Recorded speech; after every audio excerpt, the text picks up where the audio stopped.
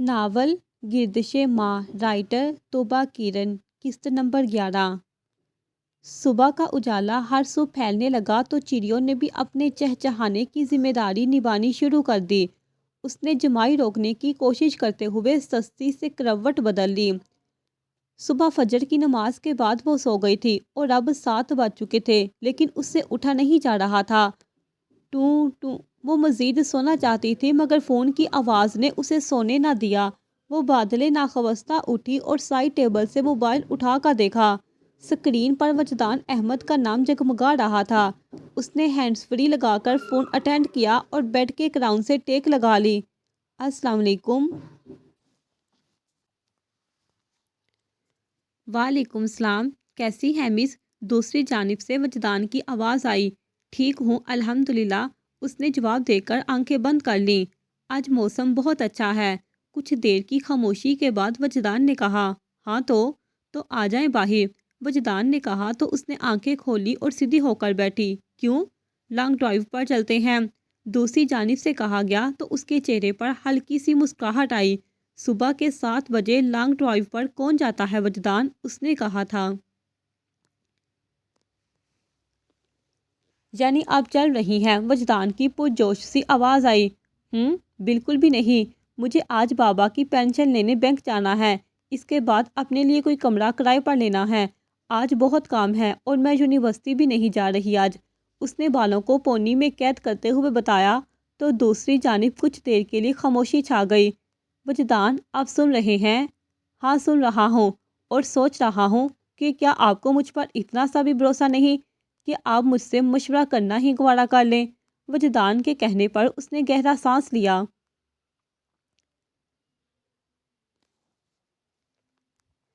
دیکھیں، میں نے آپ سے پہلے بھی کہا تھا کہ مجھے کچھ دنوں کے لیے رہائش چاہیے۔ آج پینشن آ جائے گی، گھر کا انتظام بھی ہو جائے گا اور میں نے بیکنگ کا کچھ سامان لینا ہے، پھر میں نے آن لائن کیک بیچوں گی۔ اس کے بعد ابھی وہ کہہ رہی تھی کہ وجدان نے اس کی بات کاٹی۔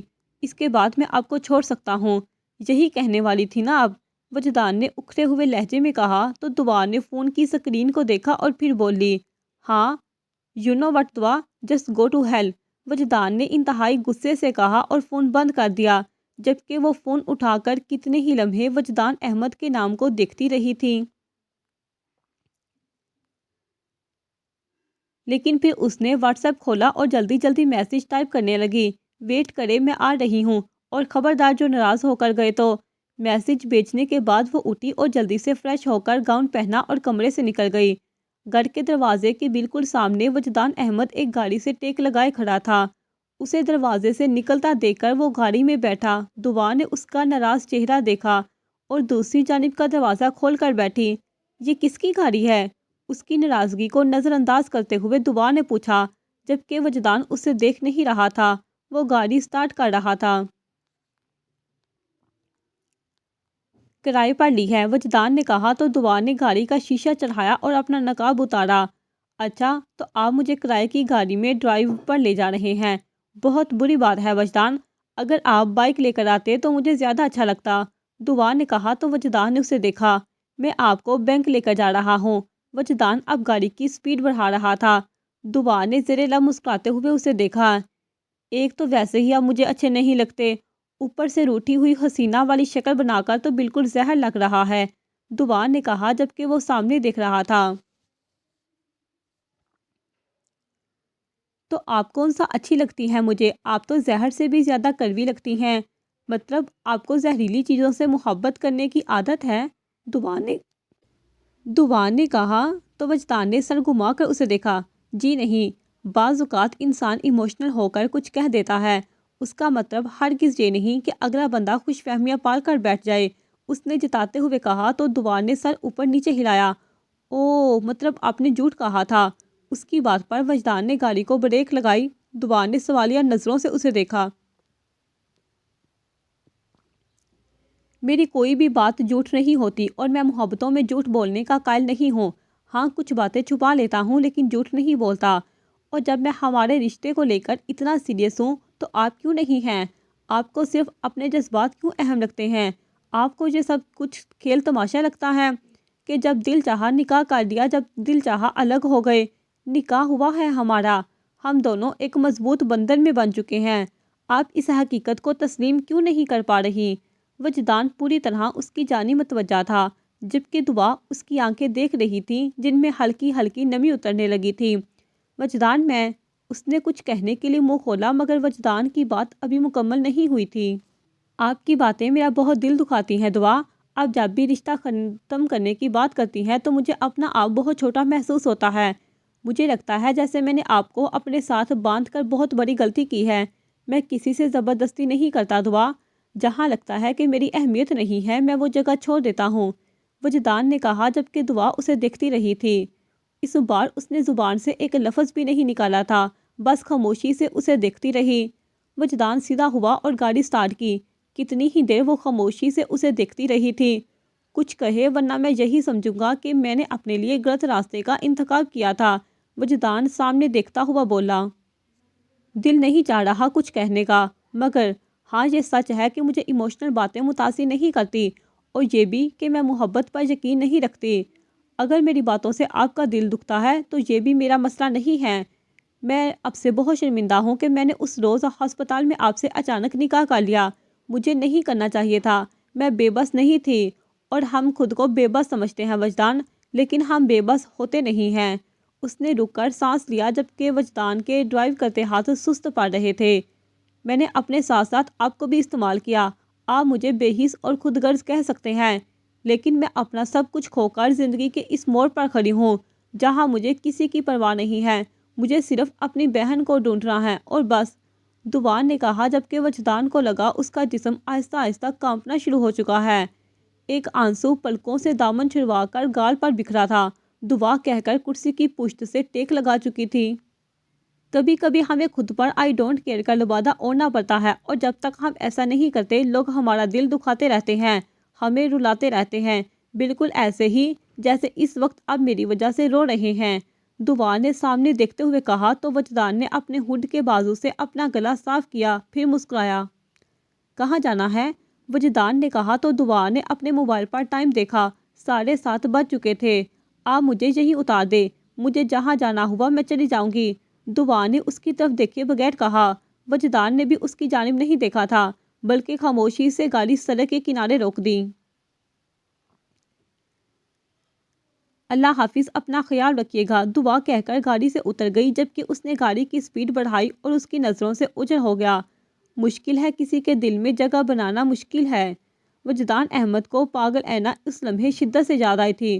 اسے پچھتاوا نہیں تھا، اور کسی سے محبت کرنے کا کیا پچھتاوا، لیکن اسی لمحے اسے اینا کے احساسات کی سمجھ آ گئی تھی۔ جب وہ انسان دل دکھاتا ہے جس سے آپ بے انتہا محبت کرتے ہیں تو کیسا محسوس ہوتا ہے، آج یہ بات وجدان احمد کو سمجھ آ گئی تھی۔ پلوشا جان آنکھیں کھولو، صبح کے 10 بج چکے تھے مگر پلوشا ابھی تک نہیں جاگی تھی۔ ہمایوں نے اسے پھر آواز دی، اٹھ جاؤ پلوشا، کچھ کھا لو۔ ہمایوں نے اس کا ہاتھ تھاما تو اسے جھٹکا لگا، اف، اسے تو بہت تیز بخار ہے۔ اس نے فکر مندی سے پلوشا کا چہرہ دیکھا، پھر تیزی سے اپنا موبائل نکالا اور ایمبولینس کو فون ملا دیا۔ کچھ دیر بعد وہ ہسپتال کی راہداری میں چکر لگا رہا تھا۔ پلوشا انڈر آبزرویشن تھی، اور اسے ایسا محسوس ہو رہا تھا کہ اس کی زندگی میں پلوشا سکندر سے اہم کوئی انسان نہیں ہے۔ وہ اس تھوڑے سے عرصے میں پلوشا سے اتنی شدید محبت کرنے لگا تھا کہ آج اگر پلوشا کو کچھ ہو جاتا تو شاید وہ بھی زندہ نہ رہ پاتا۔ کچھ دیر بعد ایک لیڈی ڈاکٹر اس کے پاس آئی، وہ اس کی جانب متوجہ ہوا۔ پلوشا کیسی ہے اب؟ اس نے پوچھا۔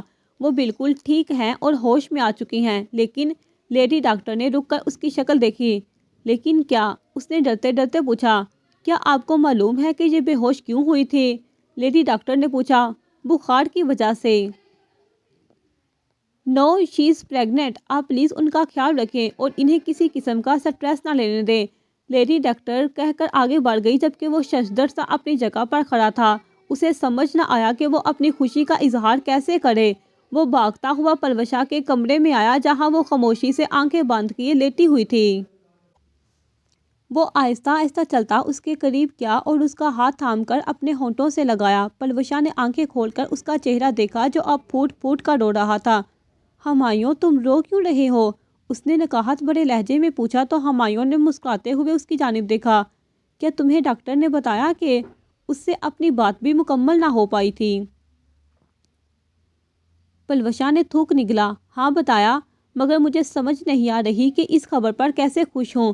خوش کیسے ہوا جاتا ہے ہمایوں؟ پلوشا نے پوچھا تو ہمایوں نے تڑپ کر اسے سینے سے لگا لیا۔ ایسی باتیں مت کرو، اللہ ہے نا، تم دیکھنا وہ تمہارے سارے زخم بھر دے گا، پلیز تم خوش ہو جاؤ۔ ہمایوں اسے سینے سے لگائے کہہ رہا تھا، جبکہ اس کی آنکھوں سے بھی آنسو بہہ رہے تھے۔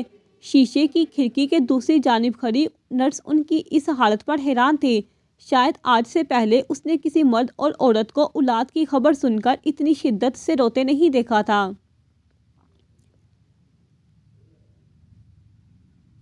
یہ رہے تم دونوں کے ٹکٹس۔ وہ اپنے کمرے میں موجود لیپ ٹاپ پر کچھ کام کر رہا تھا جب میری اور مارک بغیر دروازہ بجائے اندر آ گئے۔ میری نے ٹکٹس بیڈ پر پھینکے تھے۔ شیان نے ایک نظر ٹکٹوں کو دیکھا اور پھر میری کو، جو سینے پر ہاتھ باندھے ہمیشہ کی طرح سرخ کوٹ میں ملبوس تھی۔ یہ کیا طریقہ ہے؟ شیان کو میری کی اس حرکت پر غصہ آیا تھا۔ میری خباثت سے مسکراتی ہوئی اس کے قریب آئی اور اس کی طرف جھک کر اس کا گریبان پکڑا۔ میں جانتی ہوں کہ تم نے ایک بندہ ہائر کیا ہے تاکہ تم دونوں مل کر مار کو ختم کر سکو، لیکن یاد رکھنا شیان، اگر میں محبت نبھا سکتی ہوں تو نفرت بھی نبھا سکتی ہوں، اس لیے مجھے دھوکہ دینے کی کوشش مت کرنا، میری نے کہا اور ایک جھٹکے سے اس کا گریبان چھوڑا، جبکہ شیان وہیں بیٹھا رہا اور نہایت افسوس سے کہنا پڑ رہا کہ مارک ابھی ابھی تمہارے ہائر کیے ہوئے بندے کو اگلے جہاں پہنچا کر آ رہا ہے۔ میری نے اطلاع دی تو وہ ایک جھٹکے سے کھڑا ہوا۔ کیا تم نے اسے بھی مروا دیا؟ ہاں، اور اگر اب تم نے کوئی بھی ہوشیاری کی تو میں ہمایوں کو بھی مروا دوں گی، اس لیے بہتر یہی ہے کہ تم آرام سے پاکستان جاؤ، اس پروشا نامی لڑکی کو 5 گولیاں مارو اور واپس آ جاؤ۔ وعدہ کرتی ہوں ہمایوں کو کچھ نہیں کہوں گی اور ہمارا ریلیشن شپ بھی ویسا ہی رہے گا جیسا پہلے تھا، میری نے کہا، جبکہ شیان کا پورا بدن پسینے میں شرابور ہو چکا تھا۔ 5 گولیاں؟ اس کی زبان لڑکھڑائی تھی۔ ہاں، اور مارک گن کر مجھے اطلاع کرے گا، بلکہ پروشا کی لاش کی تصویر بھی بھیجے گا۔ ایسا مت کرو میری، اس لڑکی نے تمہارا کیا بگاڑا ہے؟ ہمایوں نے کسی سے تو شادی کرنی ہی تھی نا، تو اگر پروشا سے کر لی تو کیا مسئلہ ہے؟ شیان نے اسے سمجھانے کی کوشش کی مگر وہ کہکا لگا کر ہنسی۔ ہمایوں کو معلوم ہونا چاہیے کہ میری تھامے سے بے ایمانی مہنگی پڑ سکتی ہے، اور میری کہتی ہوئی جھکی اور بیڈ کے سائڈ ٹیبل سے شیان کا موبائل اٹھا لیا۔ یہ تمہیں پاکستان سے واپسی پر ملے گا، پرسوں شام کی فلائٹ ہے، جانے کی تیاری کرو، میری نے کہا اور دروازے کی جانب بڑھ گئی۔ وہ تھک ہار کر بیڈ پر بیٹھ گیا جب میری پلٹی اور اسے مخاطب کیا۔ اگر کوئی ہوشیاری کی تو ہمایوں کے بدن میں اتنی گولیاں اتریں گی کہ تم گنتی بھول جاؤ گے۔ شہادت کی انگلی سے وارن کرتی وہ کمرے سے نکل گئی۔ مارک بھی اس کے پیچھے ہی نکلا تھا، جبکہ شیان نے اپنی پیشانی پر آتا پسینہ صاف کیا۔ اس کو تو ہمایوں کا نمبر بھی زبانی یاد نہ تھا کہ وہ اس سے رابطہ کر سکتا، سارے راستے بند ہو چکے تھے۔ اس رات کمرے میں بند ہو کر اس نے فیصلہ کیا تھا کہ وہ پروشا کو مار دے گا، یہ اس کے بھائی کی جان بچانے کے لیے اہم تھا اور اس کے علاوہ وہ کچھ کر بھی نہیں سکتا تھا۔ دعا کو اتارنے کے بعد وہ گاڑی واپس کر کے گھر آ گیا۔ اس وقت سرمد دکان پر تھا۔ وہ سستی سے چلتا ہوا کمرے میں آ گیا۔ بیڈ پر بیٹھ کر اپنا سر ہاتھوں میں گرا کر اس نے سوچنا چاہا کہ اب اسے کیا کرنا ہے۔ میں نہیں جانتا تھا کہ زندگی مجھے ایک بار پھر امتحان میں ڈال دے گی۔ کیا آخری سانس تک میرا آزمائشوں میں گرا رہنا لازم ہے؟ اس نے سوچا تھا۔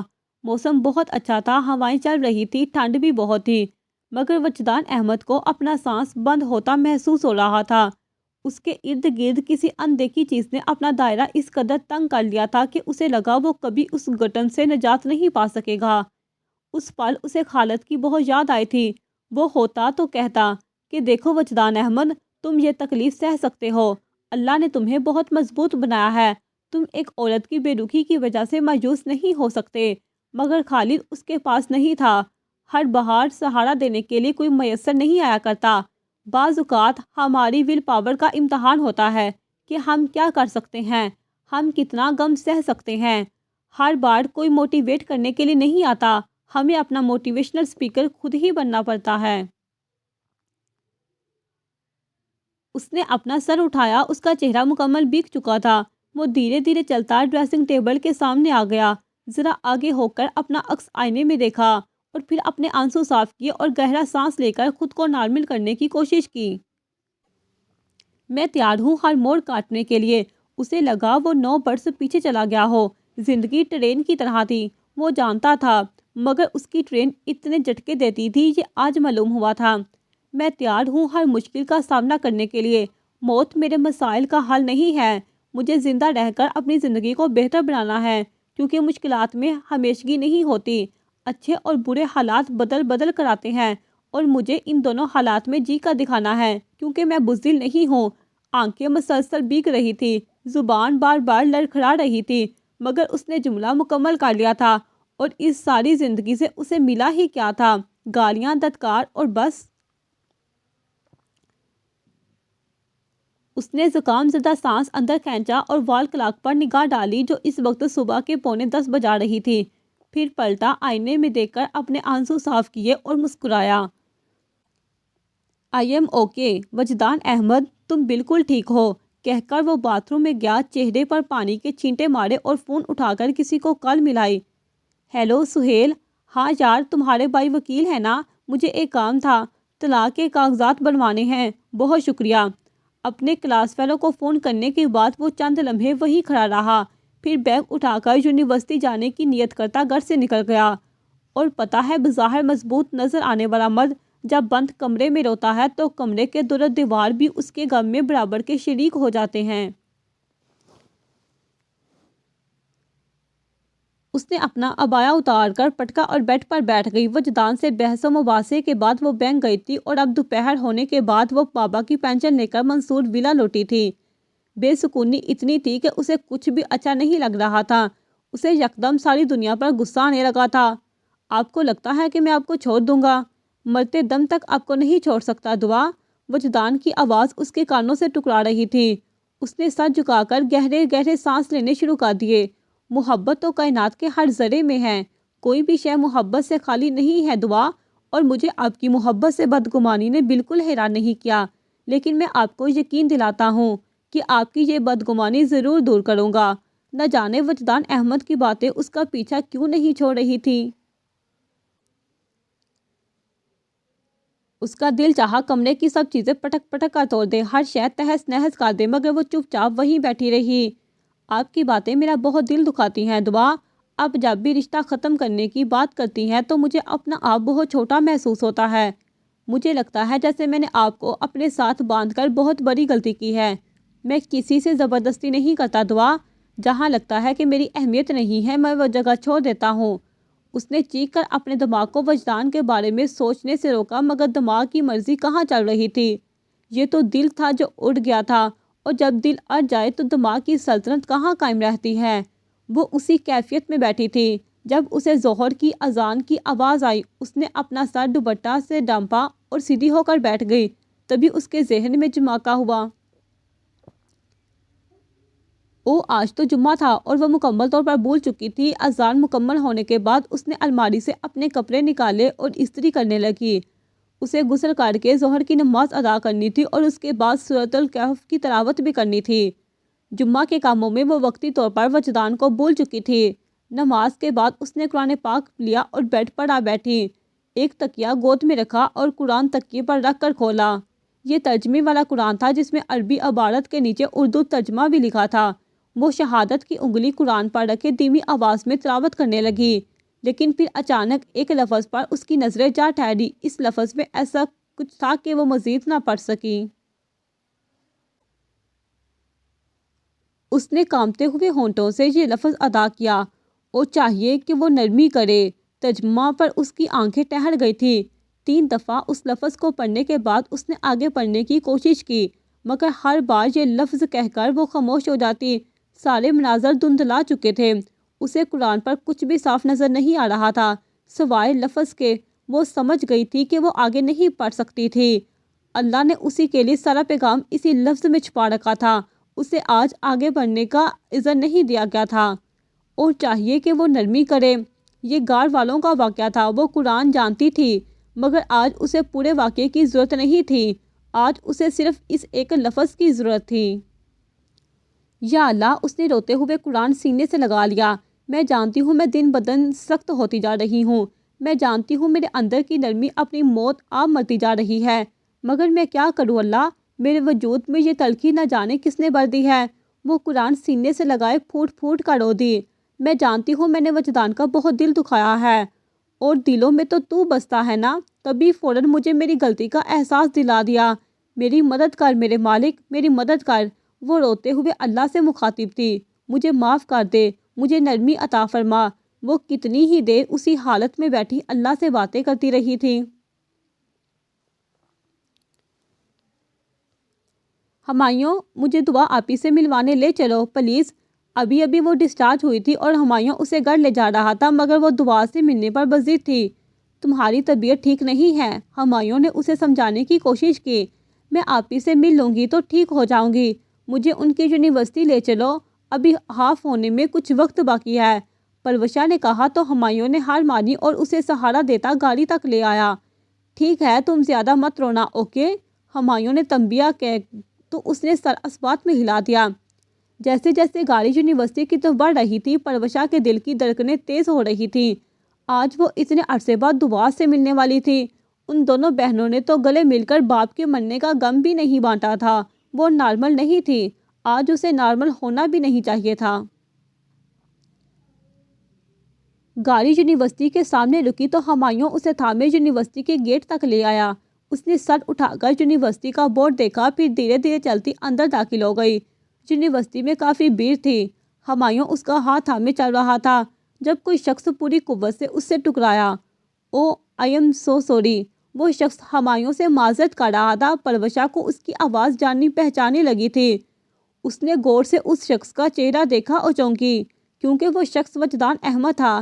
It's okay, no problem. Humayun نے خوش دلی سے اس کی معذرت قبول کی تو وہ مسکرا کر گیٹ کی جانب بڑھ گیا۔ ہمایوں روکو اسے، یہ دعا آپی کو جانتا ہے، روکو جلدی، پروشا نے کہا تو ہمایوں پلٹ کر وجدان کی طرف بھاگا، مگر وہ نظروں سے اوجھل ہو چکا تھا، شاید وہ گیٹ سے نکل چکا تھا۔ ہمایوں واپس آیا اور نفی میں سر ہلاتے ہوئے پھر سے پروشا کا ہاتھ تھاما۔ وہ چلا گیا ہے، اس نے پھولی ہوئی سانس سے بتایا تو پروشا نے سر جھکا لیا۔ تم پریشان نہ ہو، کلیریکل آفس سے پتہ کرتے ہیں۔ وہ دونوں کلیریکل آفس آ گئے۔ پروشا نے دعا کی کلاس بتائی تو کلرک نے کسی کو فون ملایا۔ وہ دونوں خاموشی سے بیٹھے تھے۔ کلرک نے فون رکھا اور ان کی جانب متوجہ ہوا۔ دعا سکندر آج یونیورسٹی نہیں آئی، کلرک نے بتایا۔ وہ کب سے نہیں آ رہی؟ پروشا نے پوچھا۔ بس آج ہی نہیں آئی، ویسے تو آتی ہیں، کلرک نے کہا تو پروشا اور ہمایوں نے ایک دوسرے کو دیکھا۔ چلو شکر ہے، دعا یونیورسٹی آتی تو تھی۔ کل اور پرسوں آف ہے، آپ سوموار کو ان سے مل سکتی ہیں، کلرک نے کہا تو پروشا نے سر ہلایا۔ اب ہمارا ایڈریس نوٹ کر لے، جب دعا سکندر آئیں تو انہیں کہیے گا کہ پروشا یہ ایڈریس دے کر گئی ہے۔ ہمایوں نے کلرک کو ایڈریس نوٹ کروا دیا کیونکہ وہ نہیں چاہتا تھا کہ پروشا اس حالت میں پھر یونیورسٹی آئے۔ تم دیکھنا پروشا، منڈے کو جیسے ہی تمہاری آپی کو یہ ایڈریس ملے گا وہ باغی چلی آئیں گی۔ اس کا مطلب ہمیں منڈے کو اچھے سے لنچ کا انتظام کرنا چاہیے۔ یونیورسٹی سے نکلتے ہوئے ہمایوں نے کہا تو وہ مسکرا دی۔ انشاءاللہ۔ اس نے سارا معاملہ اللہ کی چاہت پر چھوڑ دیا۔ 1 مارچ 2015 بروز ہفتہ۔ دعا سکندر فجر کی نماز کے بعد اپنی اسائنمنٹ بنانے میں مصروف تھی جب اس کا فون بجا۔ اس نے فون اٹھا کر اسکرین پر نگاہ ڈالی۔ اسکرین پر اینا کا نام جگمگا رہا تھا۔ وہ دھیرے سے مسکرائی اور کال اٹینڈ کر کے فون کان سے لگایا۔ السلام علیکم اینا، اس نے سلام میں پہل کی۔ وعلیکم السلام۔ یار آپ جلدی سے ریڈی ہو جائیں، ہم واک پر جا رہے ہیں۔ دوسری طرف سے اینا کی آواز آئی تو اس نے وال کلاک پر نگاہ ڈالی جو صبح کے 8 بجا رہی تھی۔ اینا میں کام کر رہی ہوں، اس نے انکار کرنا چاہا۔ پلیز دعا چلے نا، میں رات کو سوچ کر سوئی تھی کہ صبح آپ کے ساتھ واک پر جاؤں گی اور اسی لیے جلدی اٹھی ہوں۔ اینا نے اصرار کیا تو اس نے ہار مانی۔ اوکے، میں ریڈی ہوتی ہوں۔ یس، میں نے احمد کو بھی میسج کیا ہے کہ پارک آ جائے، اگر اس نے میسج پا لیا تو شاید آ جائے۔ اینا نے بتایا تو اسے حیرانی ہوئی۔ وہ کیوں آئے گا؟ میرا مطلب ہے وہ تمہاری بات مانتا ہے؟ دعا نے محتاط انداز میں پوچھا۔ نہیں، وہ میری بات بالکل نہیں مانتا، لیکن آج دل کہہ رہا ہے کہ وہ آئے گا۔ اینا نے کہا تو اس نے کچھ کہے بنا فون بند کر دیا۔ اگر وجدان وہاں آ گیا تو وہ اس کا سامنا کیسے کرے گی؟ لیکن نہیں، وہ کیسے آ سکتا ہے؟ ابھی کچھ دیر پہلے ہی تو وہ ڈیوٹی دے کر گھر گیا تھا، یقیناً وہ نہیں آئے گا۔ عبایا پہنتے ہوئے وہ مسلسل خود کو وجدان کے وہاں نہ آنے کی تسلیاں دے رہی تھی۔ پن سے نقاب سیٹ کرنے کے بعد اس نے موبائل اٹھایا اور کمرے سے نکل گئی۔ سامنے سے اینا سیڑھیاں اترتی ہوئی آ رہی تھی۔ وہ جاگنگ سوٹ پہ ملبوس تھی اور بال ہمیشہ کی طرح بکھرے ہوئے تھے۔ ادھر آؤ ذرا، تمہارے یہ بال باندھو، دعا نے کہا تو وہ مسکراتے ہوئے اس کے سامنے آ کھڑی ہوئی۔ دعا نے اپنے بازو سے سیاہ رنگ کی پونی اتاری جو ہر وقت اپنے بازو پر پہنے رکھتی تھی اور اینا کے بالوں کو اوپر کر کے باندھ دیا۔ اب ٹھیک ہے چلو، دعا نے کہا تو اینا نے محبت بڑی نگاہ سے اسے دیکھا۔ اب بہت اچھی ہیں، اینا نے کہا تو وہ ہنسی۔ ہاں پتہ ہے بھائی، اب چلو واپس آ کر مجھے بہت کام کرنا ہے، میڈ ٹرمز آنے والے ہیں اور میری بالکل تیاری نہیں ہے۔ وہ دونوں باتیں کرتی کرتی گیٹ سے نکل گئیں۔ پارک گھر سے 5 منٹ کے فاصلے پر تھا، اس لیے وہ دونوں آہستہ آہستہ چلتی پارک تک آ گئیں۔ پارک میں زیادہ رش نہیں تھا۔ ویسے ایک بات تو بتائیں، اینا نے پوچھا تو دعا اس کی طرف متوجہ ہوئی۔ ہاں پوچھو، احمد آپ کا کیا لگتا ہے؟ اینا نے پوچھا تو اس بار اینا کا چہرہ دیکھا، پھر سامنے دیکھ کر چلنے لگی۔ یہ بات تم احمد سے پوچھنا، پھر مجھے بتانا کہ اس نے کیا جواب دیا، دعا نے کہا تو اینا نے کندھے اچکائے۔ اوکے چلے آئیں، 2 چکر لگاتے ہیں۔ ارے نہیں، میں عبایا پہن کر بھاگ نہیں سکتی، تم جاؤ، میں یہیں واک کر رہی ہوں، دعا نے کہا تو اینا نے ناراضگی سے اسے دیکھا۔ یہ کیا بات ہوئی؟ وہ منہ پھلائے بولی۔ یہی بات ہوئی، تم کچھ دیر دوڑ لو پھر میں تمہیں ناشتہ کرواتی ہوں، دعا نے اسے بہلایا۔ سچی؟ کہاں سے؟ وہ یکدم پرجوش ہو گئی۔ جب کرواؤں گی تو دیکھ لینا، دعا نے اس کے گال چھوئے تو وہ مسکرا دی۔ اوکے یہی میرا ویٹ کرے، میں بس ابھی آئی، اینا نے کہا اور جلد ہی اس کی نظروں سے اوجھل ہو گئی، جبکہ اس نے اپنی واک جاری رکھی تھی۔ ابھی واک کرتے ہوئے کچھ منٹ ہی ہوئے تھے کہ اسے اپنے پیچھے سے وجدان کی آواز آئی۔ آپ؟ وہ اسے پیچھے سے ہی پہچان گیا تھا۔ دعا کا دل زور سے دھڑکا، وہ یکدم پیچھے پلٹی۔ وجدان احمد ہمیشہ کی طرح جینز اور ہوڈ میں ملبوس تھا۔ جی، اینا اس طرف گئی ہے، آپ چاہیں تو اس طرف چلے جائیں، دعا نے اسے نظریں ملائے بغیر جلدی سے کہا، جبکہ وہ اس کی طرف ہی دیکھ رہا تھا۔ ٹھیک ہے، وجدان کہہ کر جانے لگا۔ دعا مضطرب سی اسے دیکھ رہی تھی۔ وجدان، ہمت کر کے پکارا تو وجدان کے قدم زنجیر ہوئے اور وہ پلٹا۔ جی، وہ ہمتن گوش تھا۔ دعا آہستہ آہستہ چلتی اس کے قریب آئی۔ میں کل بہت روڈ ہو گئی تھی، لیکن مجھے اپنی غلطی کا احساس ہے، دعا نے نظریں جھکائے کہا تو وجدان نے سینے پر ہاتھ باندھ کر اسے دیکھا۔ اس کے اس قدر مختصر جواب پر دعا نے نظریں اٹھا کر اسے دیکھا۔ غلطی انسان سے ہوتی ہے، میں بھی انسان ہوں، اس لیے مجھ سے غلطی ہو گئی، اس نے کہا تو وجدان نے سر ہلاتے ہوئے اسے دیکھا۔ جی بالکل، آپ انسان ہیں۔ وہ اسی طرح کھڑا اسے دیکھ رہا تھا۔ مجھے سوری کہنا تھا، دعا نے اپنی انا کو پس سے پشت ڈالتے ہوئے کہا۔ کہیں، وجدان نے کہا تو وہ اس کے اس انداز پر چند لمحے اسے دیکھتی رہی۔ آئی ایم سوری، دعا نے کہا تو وجدان نے اپنے سینے پر باندھے ہاتھ کھولے اور ایک گہرا سانس لیا۔ اٹس اوکے دعا، لیکن میں آپ کو یقین دلاتا ہوں کہ جب تک آپ چاہیں گی تب تک میں آپ کے ساتھ رہوں گا، اور جب آپ کو لگا کہ اب وجدان احمد کی ضرورت ختم ہو گئی ہے تو آپ مجھے بتا دیجیے گا، وجدان نے سنجیدگی سے کہا تو دعا اسے دیکھے گئی۔ اور اگر آپ کی ضرورت کبھی ختم نہ ہوئی تو، دعا نے کہا تو وجدان پل بھر کے لیے کچھ بول نہ سکا۔ ہائے احمد، تم آ گئے! اس سے پہلے کہ وہ کوئی جواب دیتا، اینا بھاگتی ہوئی آئی۔ دونوں نے چونک کر اسے دیکھا۔ ہاں، کچھ دنوں کے لیے دن رات مجھ سے معافی مانگنے کی پریکٹس کی تھی، تو ان کی پریکٹس دیکھنی تو تھی نا، وہ دعا کی طرف دیکھتے ہوئے کہہ رہا تھا، جبکہ دعا اسے زیادہ دیر تک کچھ نہ دیکھ سکی۔ کیا مطلب؟ اینا کو اس کی بات سمجھ نہ آئی۔ کچھ نہیں اینا، آپ چلے نا، وجدان نے بات ٹالی۔ ہاں چلے، اس کیفیٹیریا ہے، جوس پی لیتے ہیں، اینا نے کہا اور آگے آگے چلنے لگی، جبکہ وہ دونوں اس کے پیچھے تھے۔ یکدم وجدان نے اس کا ہاتھ تھاما۔ وجدان کی اس حرکت پر دعا نے وجدان کی جانب دیکھا تو وجدان اس کے کان کے کچھ قریب آیا۔ آپ کی بات کا مطلب سمجھ گیا ہوں میں۔ وجدان کی سرگوشی پر دعا نے ایک نظر آگے چلتی اینا پر ڈالی اور دوسری نظر وجدان کے چہرے پر۔ ہاتھ چھوڑے یار، اس نے سرگوشی کی تو وجدان نے اس کے ہاتھ پر اپنی گرفت مزید مضبوط کر دی۔ نہیں چھوڑ رہا، کیا کر لیں گی؟ وہ اسے چرا رہا تھا۔ بار میں جائیں، اس نے بھی پیار بھرے غصے سے کہا تو وجدان مسکرا دیا اور پھر کیفے تک وجدان نے اس کا ہاتھ تھامے رکھا تھا۔ وہ ایسے ہی تھے، ایک پل ناراض ہوتے تھے اور دوسرے ہی پر مذاق کرنے لگتے تھے۔ ان دونوں کا پسندیدہ مشغلہ ایک دوسرے کو تنگ کرنا تھا اور وہ اپنے مشاغل نبھانے والے لوگ تھے۔ اینا اس سب سے بے خبر آگے چلتی جا رہی تھی۔ اگر اسے پتہ چلتا تو شاید مر ہی جاتی۔ 2 مارچ 2015 بروز اتوار۔ یہ اتوار کی صبح تھی جب وہ بیڈ پر لیٹی خاموشی سے چھت کو گھور رہی تھی۔ بخار اب کافی حد تک کم ہو چکا تھا، لیکن اتنی ہمت نہیں تھی کہ وہ اٹھ کر گھر کے کام نپٹا سکتی۔ نہ جانے دل خوش ہونے پر رضامند کیوں نہ تھا۔ وہ لاکھ کوشش بھی کرتی تو دلی خوشی محسوس نہ کر پاتی۔ ابھی وہ اپنی سوچوں میں گم تھی کہ ہمایوں ناشتے کی ٹرے لیے کمرے میں داخل ہوا۔ گڈ مارننگ پلوشا، ہمایوں نے حشاش بشاش لہجے میں کہا۔ السلام علیکم۔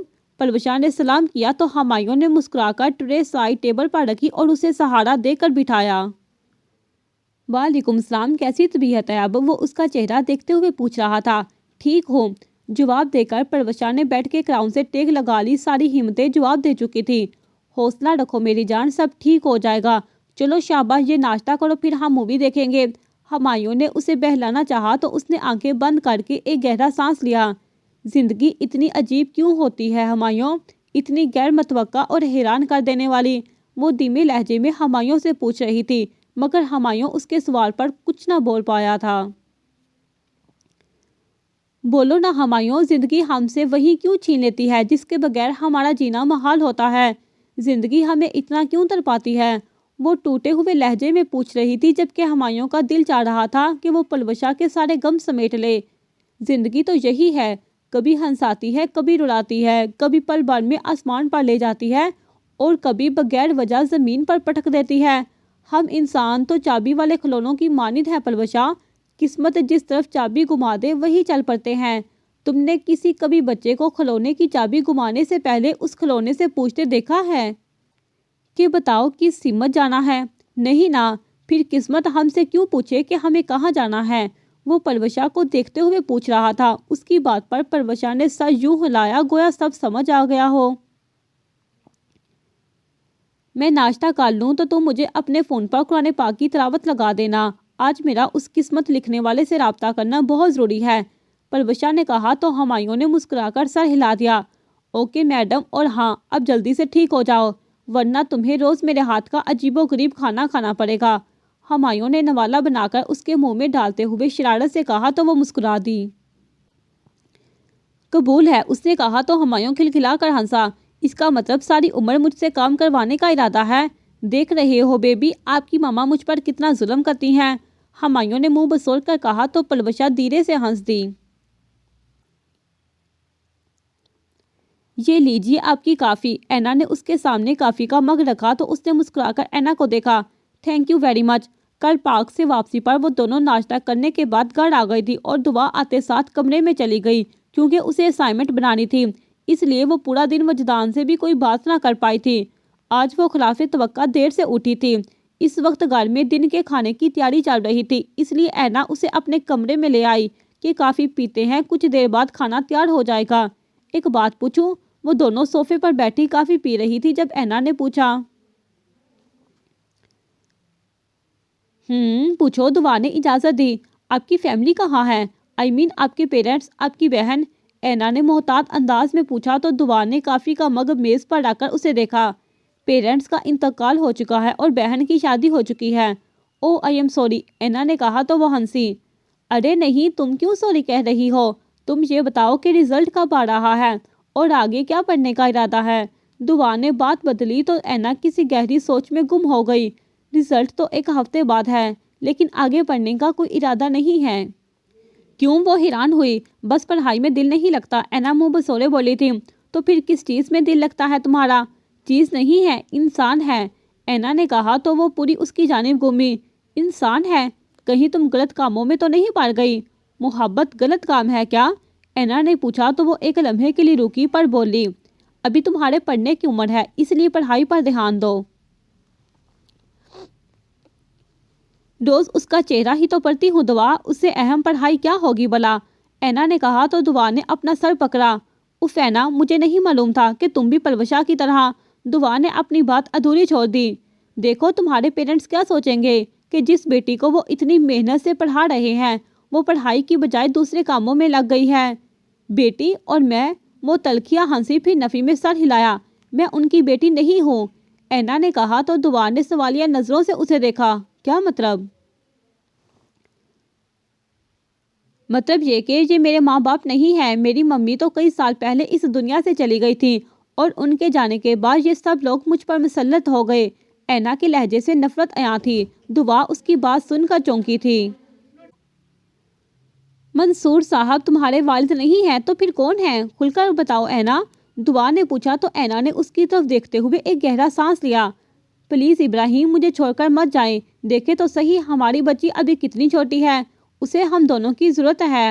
نادیہ اپنے شوہر ابراہیم ملک کے سامنے گڑگڑائی تھی، لیکن ابراہیم ملک پر اس کی بات کا کوئی اثر نہ ہوا تھا۔ وہ اپنا سامان گاڑی میں رکھوا چکا تھا۔ لاؤنج کے صوفے پر بیٹھی 5 سالہ اینا یہ سب منظر اپنی آنکھ سے دیکھ رہی تھی۔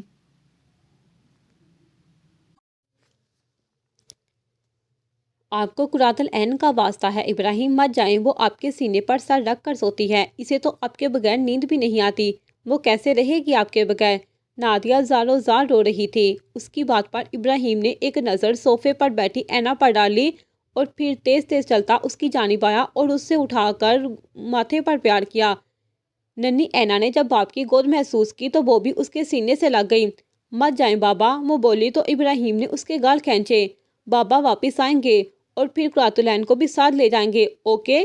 آپ تو ابھی بچی ہے نا، اور اچھے بچے ضد نہیں کرتے، چلے بابا کو پیار دے، ابراہیم نے کہہ کر اپنا گال آگے کیا تو اینا نے اس پر پیار کیا۔ لو یو بابا، وہ ناز سے بولی تو ابراہیم نے اس کی ناک کھینچی۔ لو یو ٹو بابا کی جان، کہہ کر اسے واپس صوفے پر بٹھایا اور روتی ہوئی نادیہ کے قریب آیا۔ میرا بس چلے تو اپنی بیٹی کو بھی ساتھ لے جاؤں، لیکن کیا کروں، تمہیں کھلی چھوٹ نہیں دے سکتا نا، نفرت سے کہتے ہوئے اس نے نادیہ کو دیکھا پھر جانے کے لیے پلٹا۔ نہیں پلیز، آپ اس طرح اپنی بیوی اور بیٹی کو چھوڑ کر نہیں جا سکتے، پلیز رک جائیں ابراہیم۔ نادیہ اس کے پیروں میں گری تھی۔ وہ بھی میری بیوی ہے اور الحمدللہ میرے 2 بیٹے بھی ہیں جنہیں اس وقت میری ضرورت ہے، کہہ کر وہ مزید نہ رکا بلکہ تیز تیز چلتا ہمیشہ کے لیے ان کی زندگیوں سے نکل گیا۔ وہ تب 5 سال کی تھی، نرسری کلاس میں پڑھتی تھی۔ جب بھی کوئی اس سے پوچھتا کہ آپ کا نام کیا ہے تو وہ بہت فخر سے بتاتی کہ میرا نام قرۃ العین ابراہیم ملک ہے اور میرے بابا کہیں گئے ہوئے ہیں، جب میں بڑی ہو جاؤں گی تو وہ مجھے بھی اپنے پاس بلا لیں گے۔ نادیہ اپنی ننھی بیٹی کا یہ تعارف سن کر ہر بار خون کے آنسو روتی تھی۔ اینا جب ہر رات ڈر کر اٹھ جاتی تھی اور بابا بابا پکارتی تھی تو وہ اسے سینے سے لگا کر خوب روتی تھی۔ اس سے بڑھ کر کیا اذیت ہوگی کہ آپ کا باپ زندہ ہوتے ہوئے بھی آپ کو چھوڑ دے۔ ابراہیم ملک کا ایک کامیاب بزنس مین تھا جس کی کمپنی کی شاخیں پاکستان کے علاوہ امریکہ میں تھیں۔ 7 سال پہلے جب وہ بزنس کے سلسلہ میں امریکہ گیا تو ایک امریکی مسلمان عورت سے محبت میں گرفتار ہو گیا۔ اس نے اس عورت سے شادی کر لی اور اس کے امریکہ کے چکر بڑھتے گئے۔ اس نے اپنی خفیہ شادی کے بارے میں اپنے والدین کو نہیں بتایا تھا۔ اپنی بیوی سے اس کے 2 بیٹے ہوئے اور اپنے چھوٹے بیٹے کی پیدائش کے کچھ عرصے بعد جب وہ پاکستان لوٹا تو اس کے والدین نے اس کے لیے اس کی یتیم مسکین کزن نادیہ کا ہاتھ مانگ رکھا تھا۔ وہ اپنے والدین کو بتانا چاہتا تھا کہ وہ شادی شدہ 2 بچوں کا باپ ہے، مگر ہمت ہی نہ ہوئی۔ پھر کیسے اس کی شادی نادیہ سے کروا دی گئی اسے سمجھنے کا موقع ہی نہ ملا۔ اس کی شادی کے کچھ عرصہ بعد ایک کار ایکسیڈنٹ میں اس کے والدین کا انتقال ہو گیا۔ نادیہ سے شادی کی خبر اس نے اپنی پہلی بیوی سے چھپا رکھی تھی۔ وہ امریکہ جاتا رہتا تھا مگر پھر ایک روز پتہ نہیں کیسے اس کی پہلی بیوی کو نادیہ کے بارے میں پتہ چل گیا اور اس نے ابراہیم کو فوراً سب کچھ چھوڑ چھاڑ کر امریکہ آنے کا کہہ دیا۔ وہ اپنے بیٹے کو کھونا نہیں چاہتی تھی، اس لیے نادیہ اور 5 سالہ اینا کو چھوڑ کر چلا گیا۔ مگر اسے پاکستان میں موجود اپنی کمپنی کی خوب خبر تھی۔ وہ امریکہ میں بیٹھا ہر چیز کو کنٹرول کر سکتا تھا۔ ہاں، مگر اس نے کبھی نادیہ کو فون نہیں کیا۔ نادیہ نے ایک بار اسے فون کر کے طلاق کا سوال کیا مگر اس نے بدتمیزی کر کے فون بند کر دیا۔ اس کا خیال تھا کہ نادیہ کو طلاق دینے کے بعد وہ اپنی بیٹی سے دستبردار ہو جائے گا اور وہ ایسا نہیں کر سکتا تھا۔ وہ اپنی پہلی بیوی سے یہی کہتا تھا کہ وہ نادیہ کو طلاق دے چکا ہے، مگر وہ کبھی اسے مکمل طور پر چھوڑ نہ پایا تھا۔ دوسری طرف اینا بری ہو رہی تھی، اس کی نظریں ہمیشہ دروازے پر ہی ٹکی رہتی تھی کہ شاید بابا ابھی آ جائیں۔ ممی بابا کب آئیں گے؟ انہوں نے تو کہا تھا کہ وہ مجھے بھی وہاں لے جائیں گے، پھر وہ کیوں نہیں آ رہے؟ وہ اپنے ذہن میں آتے سوالات نادیہ کے سامنے رکھتی تو نادیہ تڑپ کر اسے سینے سے لگا لیتی۔ اینا کو بچپن سے ایک عادت تھی کہ وہ اپنا نام ہر جگہ لکھتی رہتی تھی۔ اسے اپنا نام بہت اچھا لگتا تھا۔ جب بھی اس کے ہاتھ میں پین یا پینسل آتی وہ اسے قرۃ العین ابراہیم ملک لکھ دیتی۔ جب وہ چوتھی جماعت میں تھی تو ایک روز اسی طرح ہوم ورک کرتے ہوئے اس نے کاپی پر اپنا نام لکھا تو نادیہ نے غصے سے اس کی کاپی پھاڑ دی۔ تم اتنی خود پسند کیوں ہو قرۃ العین؟ تمہیں اچھا لگتا ہے نا مجھے اذیت دینا؟ ہر وقت اپنے نام کے ساتھ اپنے بے وفا باپ کا نام لکھتی رہتی ہو۔ کیا تمہیں اپنی ماں کی پرواہ نہیں ہے؟ برسوں کو سارا غبار وہ اپنی بیٹی پر نکالنے لگی تھی۔ اینا اسے چلاتا دیکھ کر سہم سی گئی۔ نادیہ کچھ دیر اسے غصے سے دیکھتی رہی، پھر اپنا سر پکڑ کر پھوٹ پھوٹ کر رو دی۔ اینا سے اپنی اماں کے آنسو برداشت نہ ہوئے اور وہ آگے ہو کر اپنی ماں کے سینے سے لگ گئی۔ "آئی ایم سوری ممی، میں اب اپنا نام کبھی نہیں لکھوں گی" اس نے کہا تو نادیہ نے روتے ہوئے اس کے سر پر پیار کیا۔ "تمہارا نام اینا ہے، ٹھیک ہے، اور صرف اینا۔ اینا کے آگے ابراہیم ملک مت لگانا۔ تم اپنی ماں کو مزید کمزور مت کرو" نادیہ نے کہا اور وہ سمجھ گئی۔ اس روز اس نے ہر جگہ سے اپنا نام مٹا دیا۔ وہ چھوٹی چھوٹی پینٹنگز جن کے نیچے وہ بہت مان سے اپنا پورا نام لکھا کرتی تھی، اس نے وہ سب پھاڑ کر ڈسٹ بین میں ڈال دی۔ پھر جب وہ مزید بڑی ہوئی اس نے اپنے باپ کے بارے میں پوچھنا چھوڑ دیا۔ وہ یہ بات تسلیم کر چکی تھی کہ اب اس کا باپ نہیں لوٹے گا، اور ایسا ہی ہوا۔ ایک روز نادیہ کو کچھ کاغذات موصول ہوئے جن میں ابراہیم نے وہ گھر اور پاکستان والی کمپنی اینا کے نام کر دی تھی، اور ان کاغذات کے ملنے کے ٹھیک ایک ہفتے بعد اسے ابراہیم ملک کی موت کی خبر مل گئی۔ تب نادیہ گھٹنوں کے بل بیٹھ کر داڑیں مار مار کر روئی تھی۔ اس نے اینا کو بھی بتا دیا تھا کہ اس کا باپ مر گیا ہے، اور اس روز پہلی اور آخری بار نادیہ نے ابراہیم کے امریکہ والے گھر میں فون کیا تھا۔ وہ اس کی پہلی بیوی سے افسوس کرنا چاہتی تھی، مگر فون ابراہیم کے بیٹے نے اٹھایا تھا۔ "آنٹی، اب کون ہے آنٹی؟ پلیز ہمیں بچا لے۔ مما نے بابا کو مار دیا ہے، وہ مجھے اور میرے بھائی کو بھی مار دیں گی، ہمیں بچا لے آنٹی"۔ فون کے دوسری جانب سے کسی بچے کی سہمی ہوئی آواز آئی تو نادیہ نے اپنا سارا غم بھول گئی۔ "اب کون ہو بچے اور یہ کیا کہہ رہے ہو"؟ "آنٹی، میں ابراہیم ملک کا بڑا بیٹا شایان ملک ہوں۔ بابا اور مما کے درمیان کسی نادیہ اور قرۃ العین کو لے کر جھگڑا ہو رہا تھا۔ مما نے غصے میں آ کر گلدان بابا کے سر پر مار دیا اور بابا کی ڈیتھ ہو گئی۔ مما بہت غصے میں ہیں، وہ مجھے اور ہمایوں کو بھی مار دیں گی، آپ پلیز ہمیں بچا لیں"۔ دوسری طرف سے بچہ روتا ہوا کہہ رہا تھا، جبکہ نادیہ کے ہاتھ سے فون چھوٹ گیا۔ یہ کیا ہوا تھا؟ ابراہیم ملک کا قتل ہو گیا تھا، نادیہ اور قرۃ العین کی وجہ سے؟ یقیناً اس کی پہلی بیوی کو پراپرٹی کے پیپرز کے بارے میں علم ہو گیا تھا، اور اسی لیے اس نے ابراہیم کو قتل کر دیا، یا شاید اسے یہ علم ہو گیا تھا کہ ابراہیم نے ابھی تک نادیہ کو طلاق نہیں دی۔ خیر جو بھی وجہ تھی، ابراہیم ملک ایک بہت بڑا بزنس مین جس کے اشارے سے کچھ بھی ہو جاتا تھا، آج اس کے قتل کو قدرتی موت کا نام دے کر دفنا دیا گیا تھا۔ جاری ہے۔